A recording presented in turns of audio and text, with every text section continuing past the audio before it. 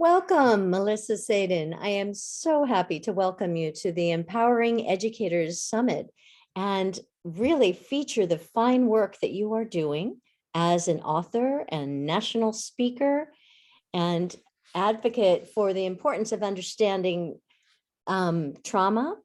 I want you to talk some about your book, Ducks and Lions, Trauma Sensitive Resources, and tell us about who you are and what are you doing in the world?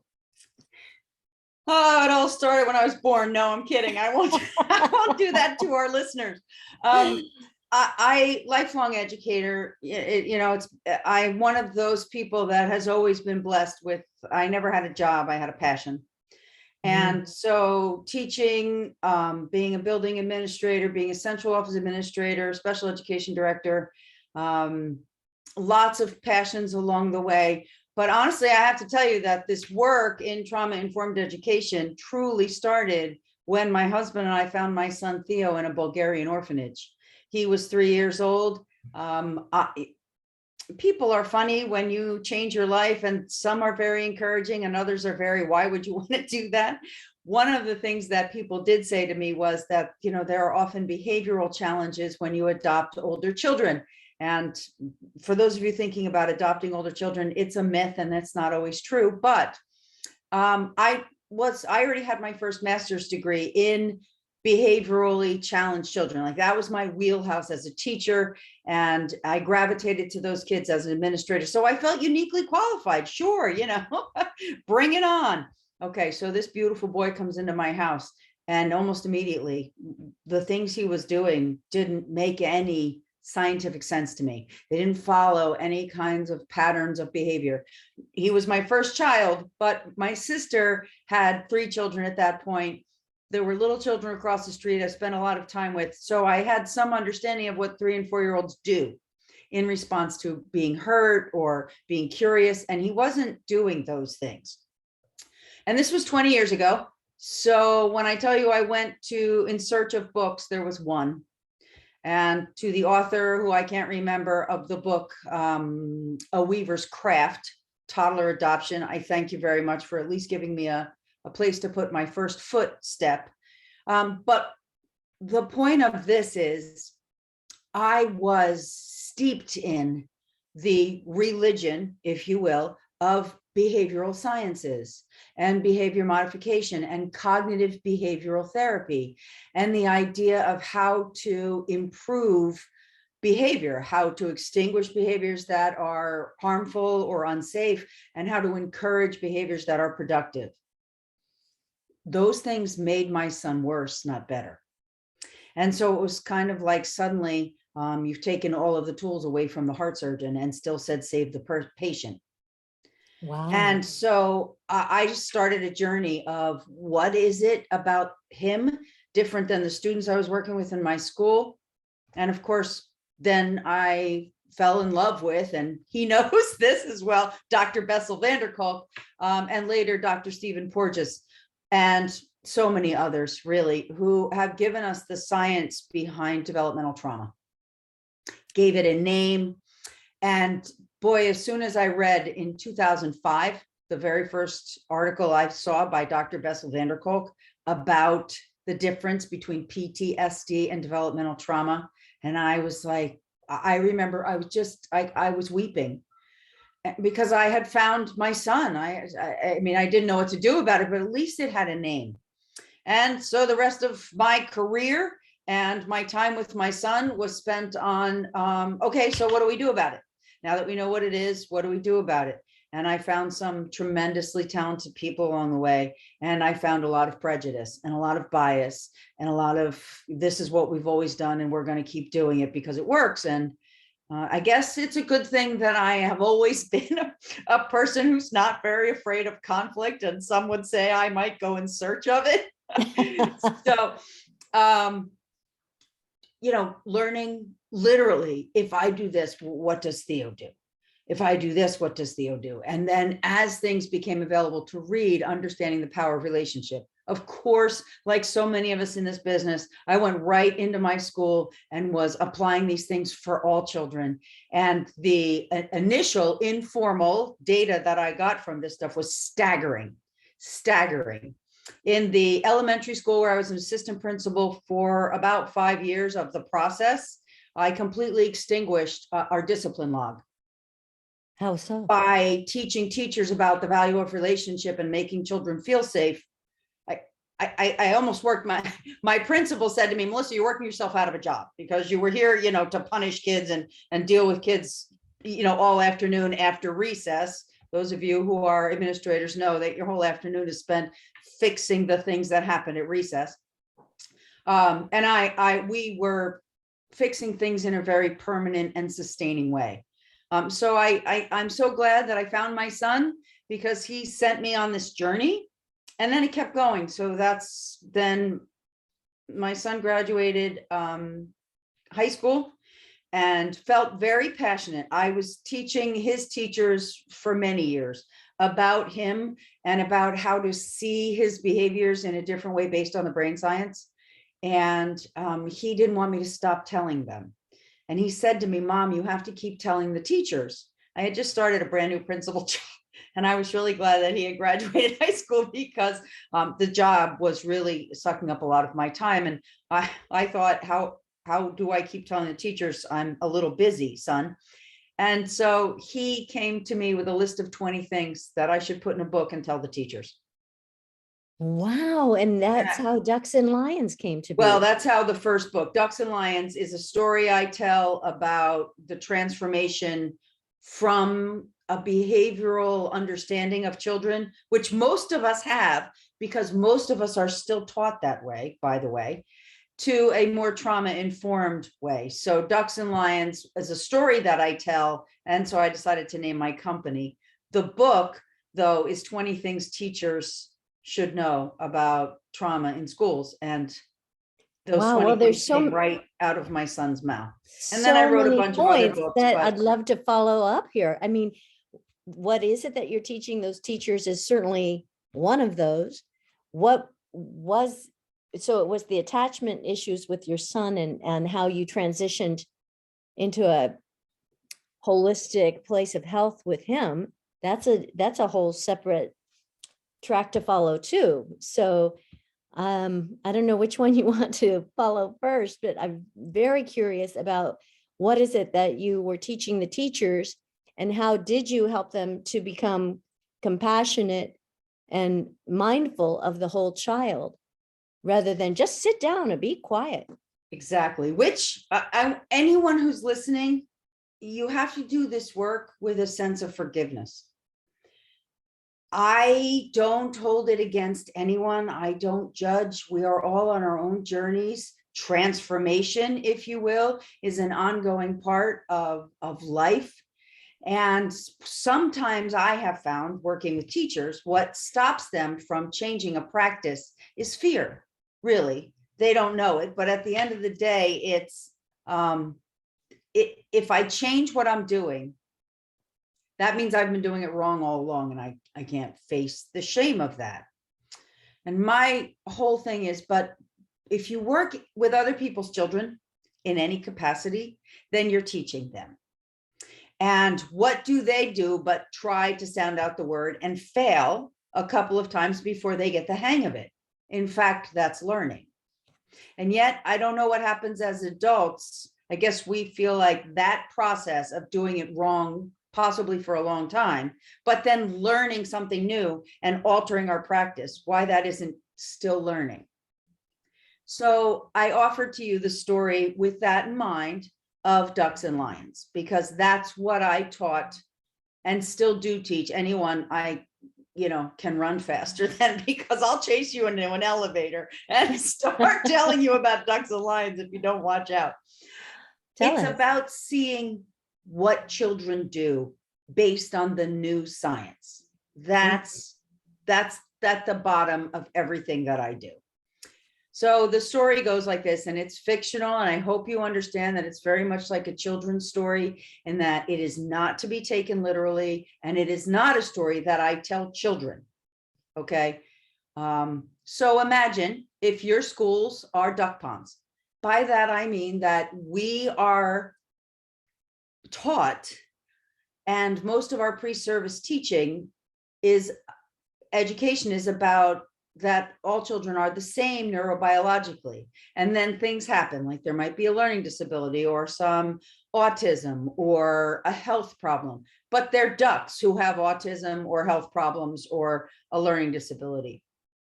And so we set up this set of expectations, Piaget, which again, please, let's not throw out the sciences that led us to where we are today. But the whole concept of by second grade, children should. By third grade, for example, children should not be sitting on the teacher's lap. Like that, we just don't do that. Okay. So all of that is still fairly true when you're dealing with ducks. But it's not just ducks in our schools. So we've created duck ponds, and we filled the duck ponds with ducks, except in the middle of our duck ponds sit lions. And this is the metaphor, right? Lions are nothing like ducks. And if I were to give you a duck and a lion and send you home, at the very least, you would, get a kiddie pool for the duck and a cage for the lion. Because if you left the duck and the lion in your garage, when you came back into the garage, the duck would be gone.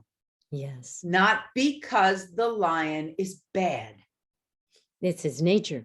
It is his rightful nature.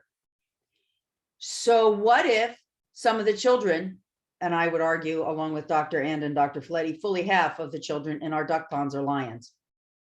And they're unwell, and just the way a lion would be if we forced it to live in a duck pond. And they are lions because of the trauma in their past. So that's the basic concept, right? So if you don't get what you need as a child, if you're harmed by the people who should be caring for you, if any one of the things we call ACEs, adverse childhood experiences, occurs to you, then it can change the way your autonomic nervous system, limbic system develops. It delays it in many cases. The beauty of understanding developmental trauma is that it's not mental illness. It's mental injury. And it's a delay in development. So by meeting the children where they are and providing relationship and trust and consistency and clear expectations, the parts of the brain that were stalled by the trauma will in fact begin to grow, which is why I say that the best way to heal trauma is to send children to school, to trauma-informed schools. Being a trauma-informed educator is not about therapy. It's about using your instructional practice and using the foundations of trauma science to heal children, whether you know they have trauma or not. Because here's the thing, here's where the metaphor falls completely apart. You should not raise ducks and lions the same way. Ducks need, I don't know, whatever ducks eat, and lions need meat as protein to survive. But if we treat all of our ducks as if they were lions, they're better ducks. And of course, the metaphor doesn't support that, so we'll have to leave the metaphor now. But the idea is a lot of the school to prison pipeline, a lot of the disproportional nature of our discipline practices in this country are full of lions. Who have been injured and just acting out of that injury. Yes, out of the pain. Because the autonomic nervous system, the part that says, oh, I'm safe here, I'm okay, is not fully developed. So they are ever on the alert for perceived threats to their safety. So now my second son, Noah, is biological. And so it's a perfect clinic of duck and lion, right? So Noah goes off to kindergarten having all that he needed as a child, to the best of my ability. It's not about being perfect. By the way, perfect parenting is trying. There's science behind that. Children know when you're trying, even if you're not getting it right. Little babies, you pick them up. If you've ever raised a child or cared for one, an infant, and they're crying, and you've done the diaper changing and the feeding and they're still crying, good things are happening in the brain though, because that child's aware that you are caring for them. Wow. Okay. So for children who are left to cry for inordinate periods of time, please, again, this happens every time I tell the story. A parent will come up to me and say, I had to take a shower. I left my kid in the playpen and he cried the whole time. No, that's not what I'm talking about. That's not a pattern of inconsistent care. That's you needing a shower. Okay. So I'm talking about rhythmic and consistent, inconsistent response to needs: food, clothing, shelter, love, care, respect, right? Mhm. So if you don't get those things consistently for whatever reason, that's where your autonomic nervous system stays in this fight, freeze, and flight place. So if we see a child in the middle of a math test who suddenly crumples the paper up and throws it in the garbage, our traditional response is, well, that's disrespectful. And you can't just tear up the test that I made and sit down and take it again.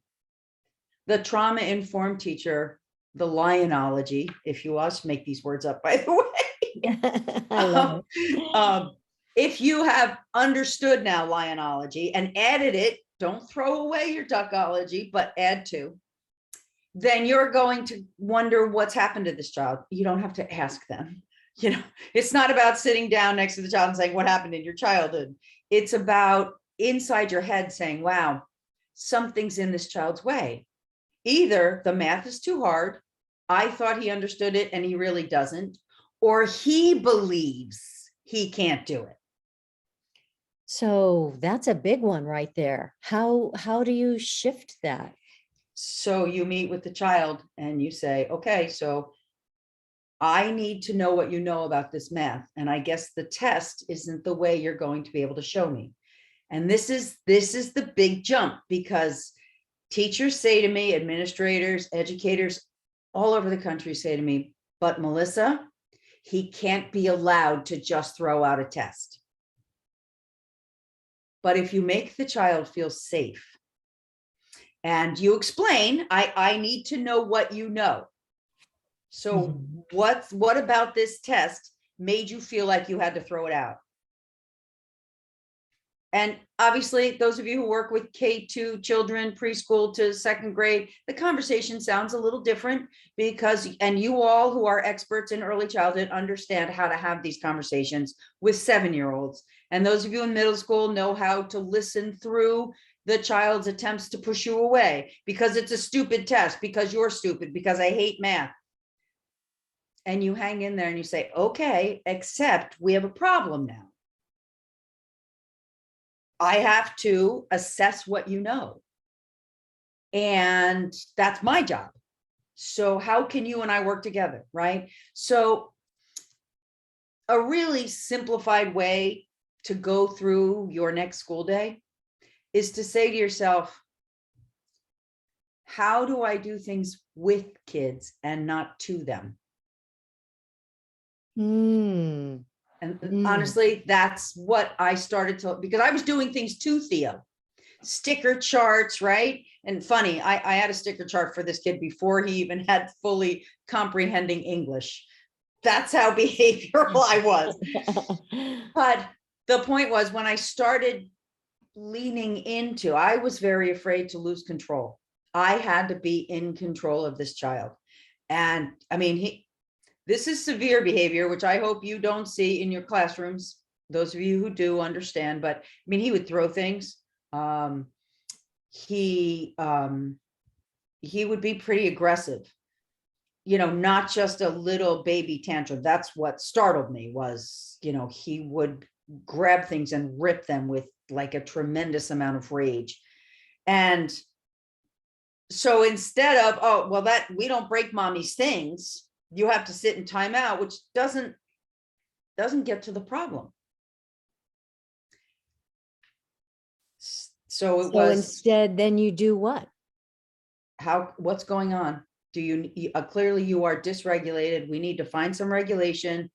The swings was it for Theo because he couldn't talk to me. And little kids can't share even if they speak the same language we do. But Theo had a tremendous language delay because of all of the developmental trauma. And there could have been, I mean, in nature nurture, some inherent biological language delay as well. I don't know, and I didn't need to know. But then I had the added challenge of like Theo didn't know how to be soothed. So for Noah, you just pull him into your lap and you get him to stop crying, and then you fix whatever is broken, the boo-boo on the knee, or, the vase they knocked over, whatever. So teachers, I think you can relate to, now you're trying to do things with kids. And again, middle school was my favorite wheelhouse. I've taught everything, high school, middle school, elementary, but from 5th grade all the way through high school, you might get a pushback because they're not used to this. So you get the, screw off, if you will. Some way to get you to stay away because your relationship makes me feel very unsafe. And if you just say, okay, we can take a day and think about this. And then you keep at it. And then maybe, if you understand any kind of restorative practices, you bring in somebody else, like a counselor, anybody that this kid relates to, who's not you. But then, and here's the rub, then you have to deal with the fact that your own feelings are hurt. He tore up my you have a test. degree of I spent a lot of time doing self-awareness, this not test. just, I'm sorry, say that again? You have, the kid it has thrown my test away. So he's clearly disrespecting me.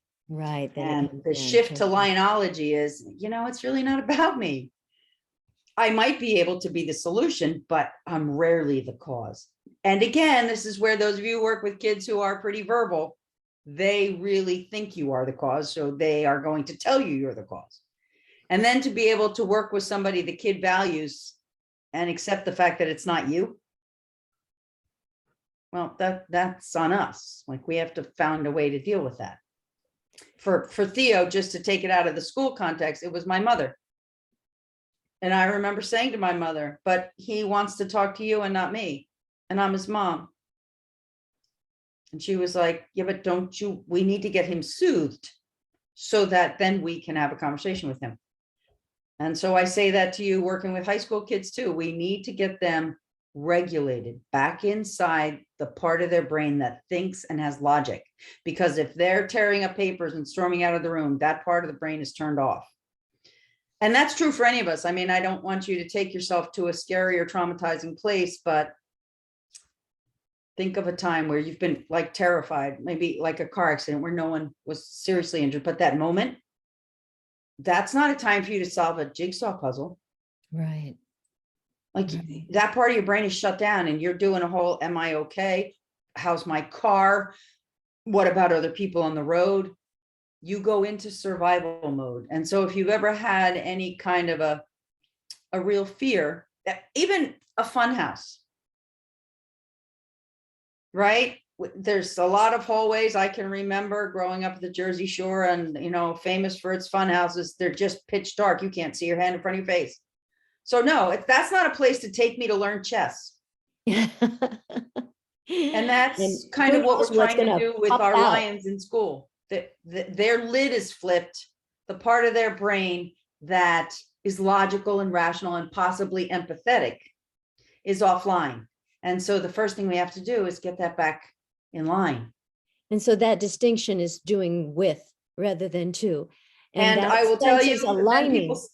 People say to me, what about the ducks? Shouldn't they be punished? They know better.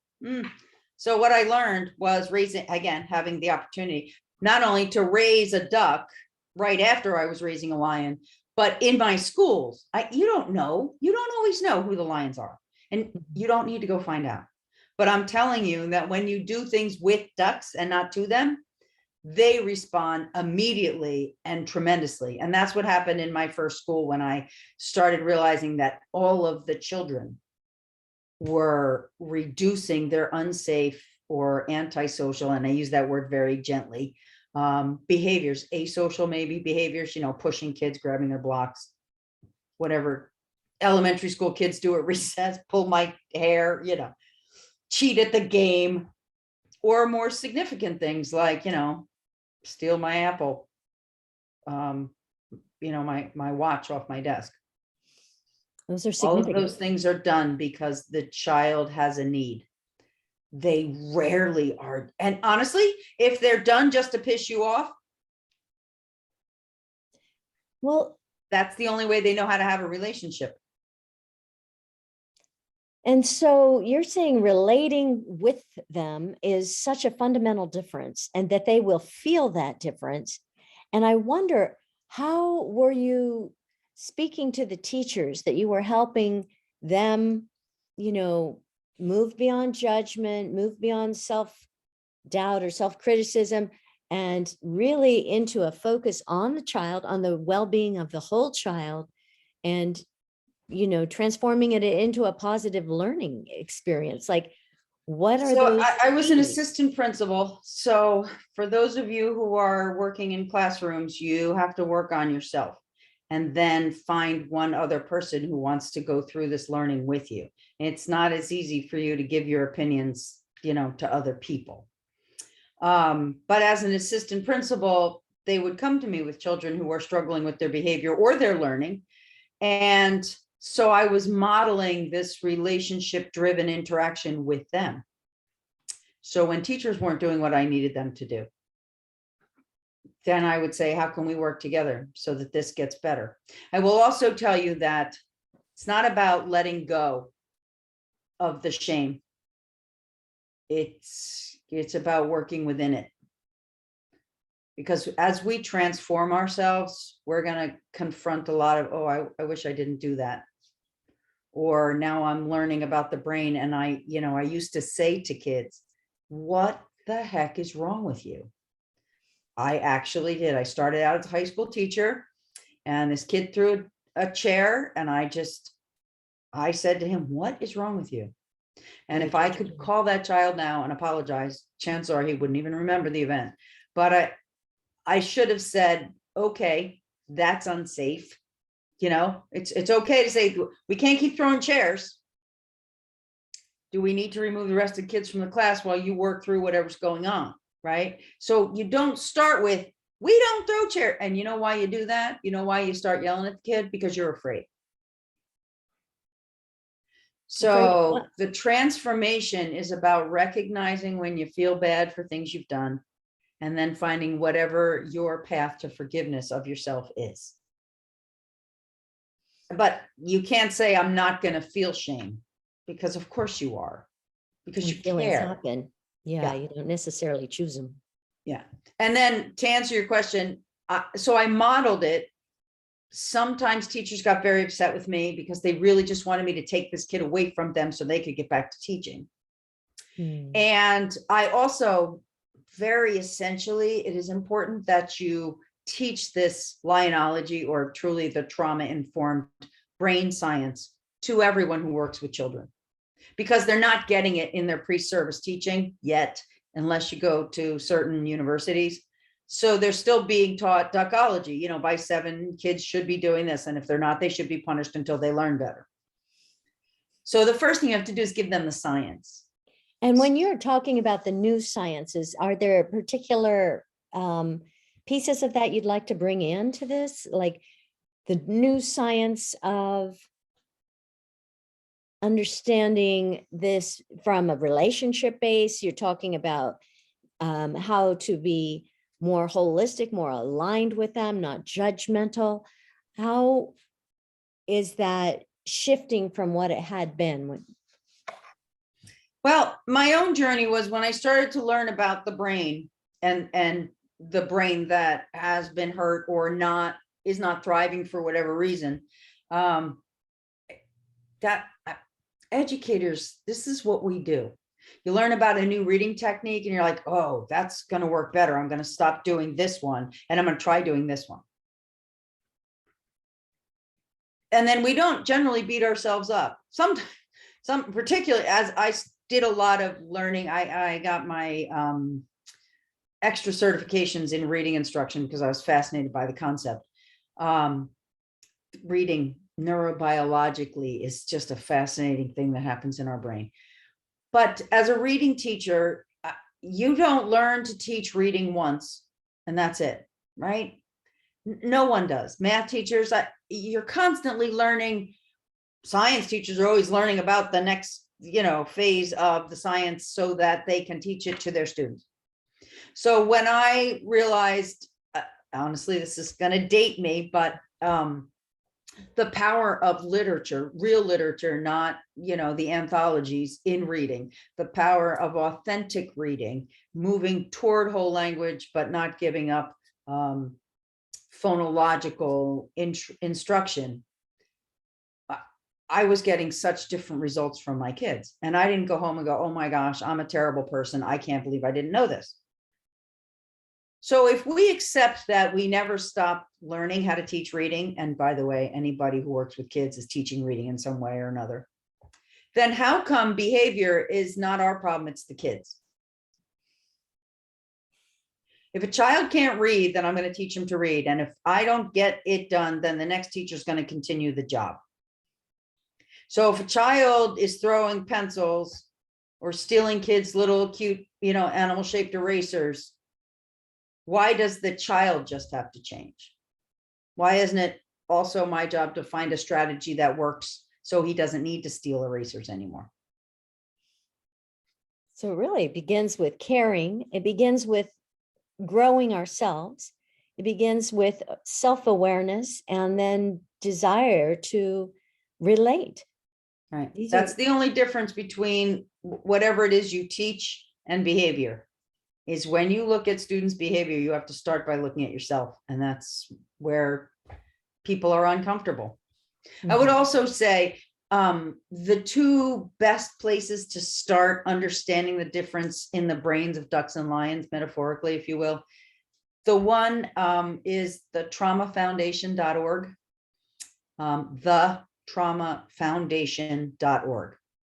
All those words together.org. That's Dr. Stephen Porges's work, and his team put together the most brilliant 8-minute video that pretty much is a sound foundation of what's trauma, how does it change the way the autonomic nervous system impacts. It goes through this freeze, fight, flight thing, and it will really get you to thinking, but it also talks about you knowing who you are. The other very simple and easy way, and I don't mean this in a self-promoting way, is the 20 Things book that I wrote, because it's right out of Theo's mouth. So it's not full of jargon, and it's very short, and it's just kind of, these are very practical things that get to unpacking the brain science. And if I always tell people, want that book, where would they find it? The 20 on my website, traumasensitive.com. Okay. It's also on Amazon, but if you tell me that you came to Jill's conference, then you'll get the friends and family discount, which you won't get on Amazon. Okay. And you're also offering a 15-minute consultation for free too, right? Yes. And as soon as I figure out how to get that link up for you, there's a calendar link, and you're welcome to sign up for 15 minutes to talk to me about whatever you want. I will warn you, I am not a therapist. Sometimes people have trauma in their own lives and they want to talk about this science. I will talk about the science, and I will talk about resources for you. But I have no therapeutic credentials, and stay very clearly out of that wheelhouse. But if you really want to use that 15 minutes to talk about your grandchild or your niece, or I'm just starting to understand this for myself, I'm happy to speak with you, having had somewhat of a journey myself. But also I'm happy to talk about your classroom or your school, or, how do I start, or who do I talk to? And being such a wealth of resources that you really have so much information yourself, and you also know how to direct people to more information. Yes, there's I love these pearls. Amount of people out there in this work, and we all have our own expertise. So I'm thrilled to point you in the right direction if it's not me. Well, and you've got a lot of the answers I'm hearing. I'd really be curious about these pearls of wisdom that came from Theo's mouth that came into the book. Would you care to share 3 of them? So one of my favorites, which again, I didn't tell him to go write down 20 things. So I still have the piece of paper that was in his math notebook, which was empty, by the way, because we nearly failed math. And now I know why, because there was nothing in his notebook, but he had this notebook. So he just started to write. One of them is, don't yell at me. Now, teachers understand sometimes kids will say, she's yelling at me. And the teacher's like, I haven't raised my voice. But that is a great signal the child is communicating to you that they don't feel safe. Mhm. So if a child says, don't yell at me, or she's yelling at me, or stop yelling at me, or some version of that, they are feeling very much like you're yelling at them. So again, the duckology for Melissa, I used to say, well, I'm not yelling at you. I do have a big booming voice, so oftentimes I can understand why kids really thought I was yelling at them. Now what I do is say, I'm so sorry you feel that way. Responsive. Yeah. And honestly, sometimes, depending on the child, I might share, I'm a little frustrated. If we have a relationship, I might share that. Mhm. That's So powerful. you're sensing my frustration and you're taking it personally, of course, because that's what kids do. So let's slow down here. But it's when we own it, it becomes a very different phraseology as well. Like, I feel frustrated is you are so aggravating. Very big difference, right? And give us another one, another pearl. Well, he had a lot of input on the chapter about point systems and sticker charts. There is still a place in all of this work for some of the brilliant work done by those who came before, people like Bruce Perry and Bessel van der Kolk and Stephen Porges. But one of the hardest things, especially for my friends who are working as BCBAs or in high applied behavior analysis, or through functional behavioral assessments, where you're watching behavior, you're trying to identify the motivation behind the behavior, and then you're trying to encourage better behavior. What I can tell you about children with developmental trauma is many of them are immediately threatened by the presence of a point system of any kind. Because what Theo was then finally, as a high school graduate, able to tell me was, if I do this thing, then you'll give me a sticker. Or if I don't do, if I don't curse, then I get a point.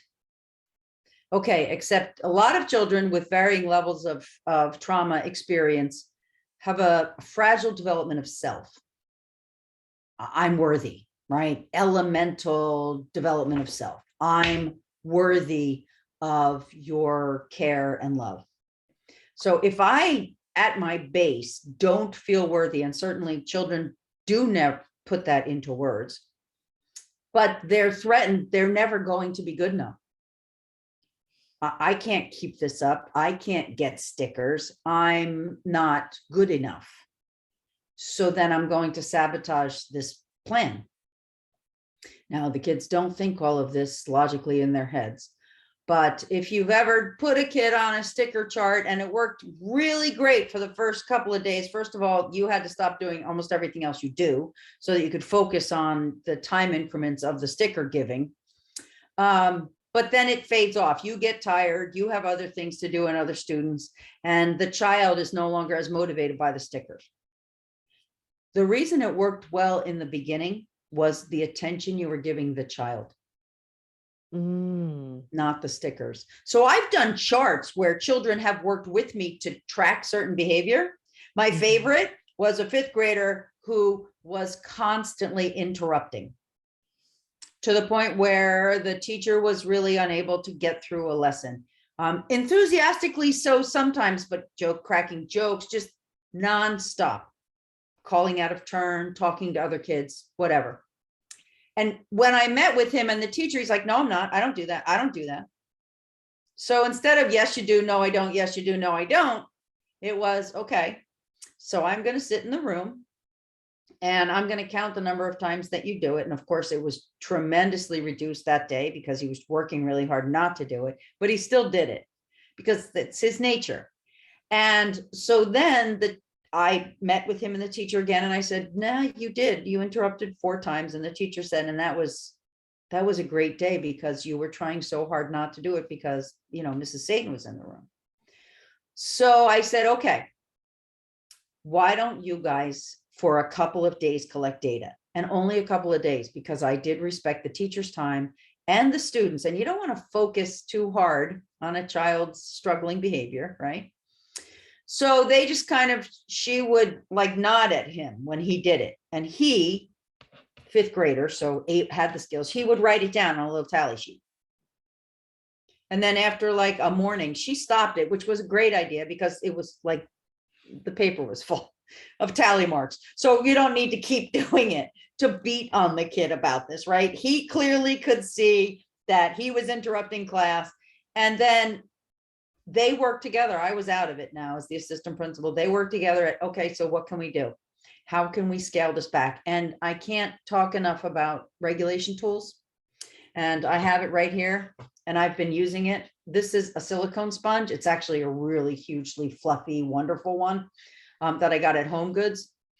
But there's science around the interaction of my fingertips on these wonderful nubbies and creating serotonin, which is the happy hormone, which will prevent the production of cortisol and adrenaline and hormones that are toxic to us in high numbers.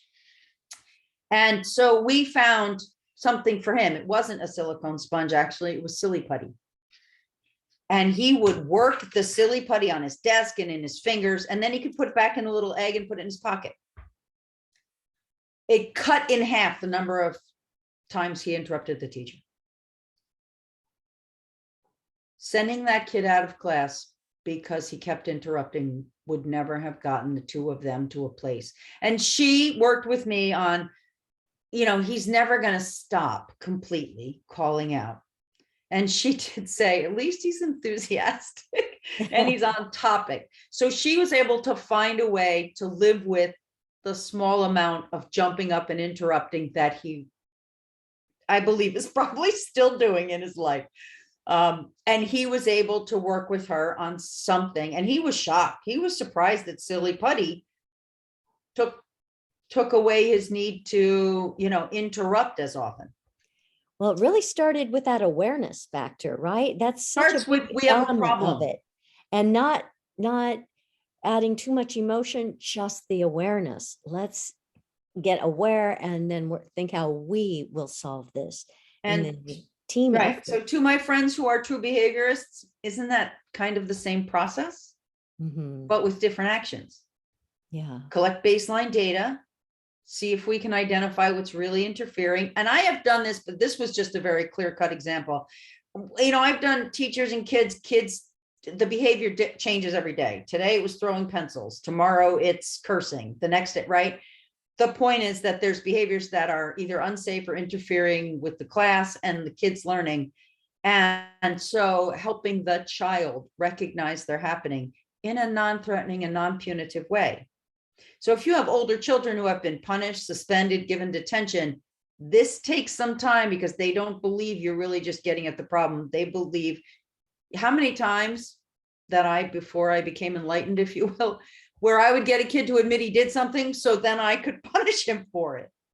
And then So I was really motivation to friendly come and clean. relational, and the kid admitted he did it. And then I said, okay, now there has to be a consequence.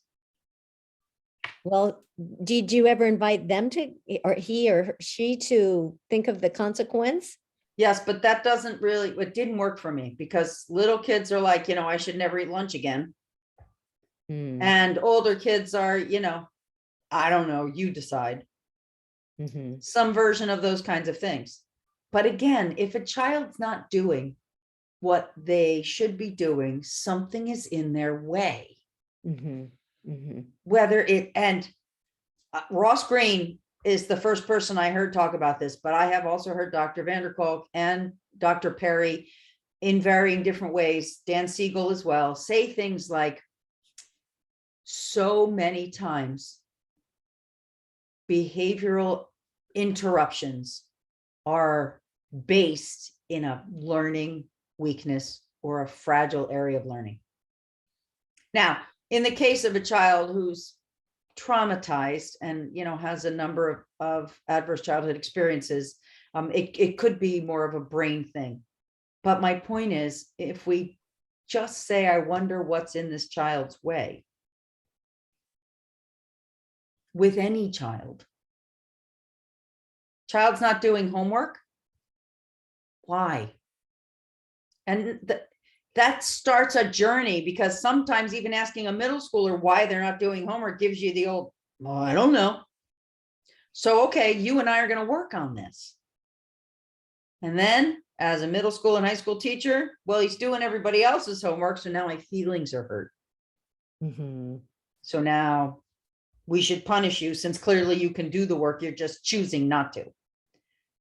I had that was a very well-worn logic argument for me that took years really to move away from.